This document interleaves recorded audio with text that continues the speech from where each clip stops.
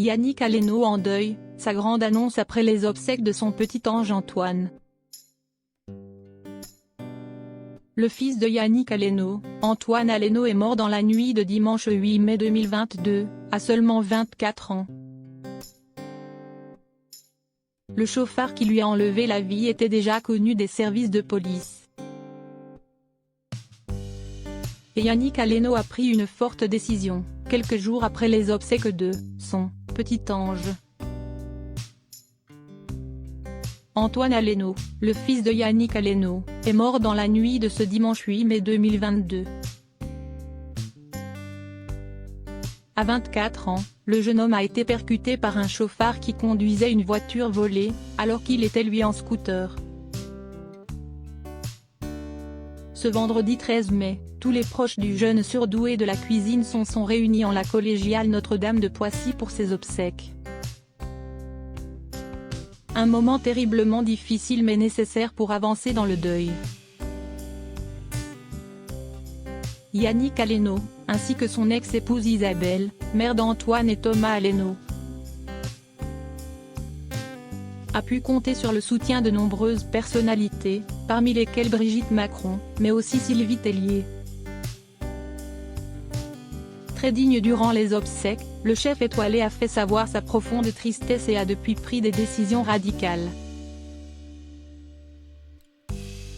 Comme celle de fermer le restaurant Burger Père et Fils, mais aussi celle de lancer un nouveau projet de taille.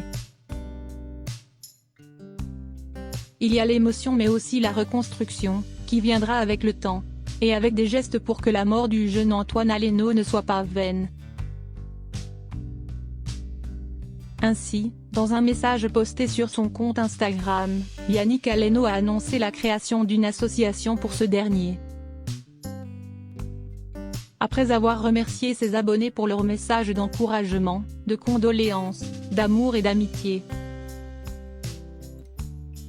le père de famille a expliqué vouloir consacrer l'énergie de son fils à travers une association Antoine Aleno,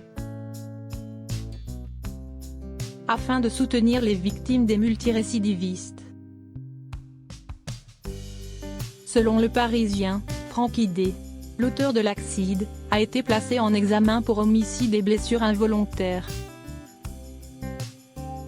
aggravé par l'état d'ivresse manifeste et l'invalidation du permis de conduire.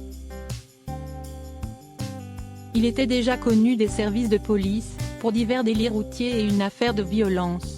Son permis de conduire était annulé. Il a été depuis placé en détention provisoire, à la maison d'arrêt de Fleury-Mérogis, Essonne. 9 mois en prison. Le parquet de Paris a par ailleurs amené à exécution 2 autres peines de 6 et 3 mois d'emprisonnement déjà inscrites au casier judiciaire de cet homme. Ce qui signifie qu'il devra exécuter ses 9 mois en prison, rapportent nos confrères du journal Le Parisien, ce lundi 16 mai. Quant à Yannick Aleno, le chef a pris cette décision d'aider les autres, pour que personne ne garde une image de tristesse d'Antoine, comme l'aurait certainement souhaité celui qu'il appelle son petit